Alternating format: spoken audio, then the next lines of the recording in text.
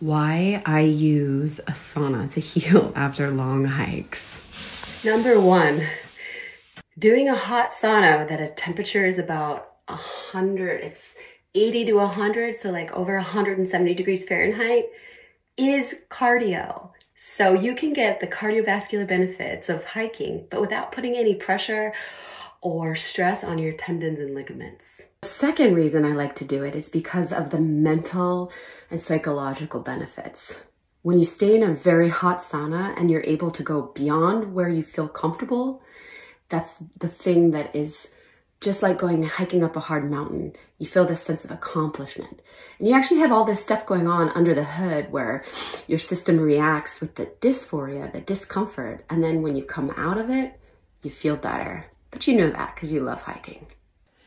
And number three, it smells amazing when you put some essential oil in your steam.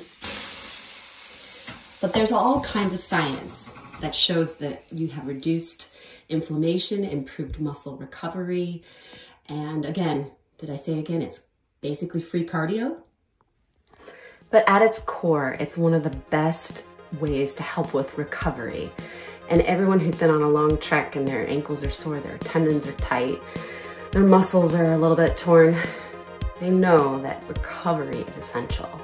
So the best thing you could possibly do is sleep a lot, but also make sure you get in other forms of recovery like sauna, cold plunge, eating right, and taking a much needed recovery breaks from hitting the trails. If you like this video, watch this next one about my top tips on how to use trekking poles.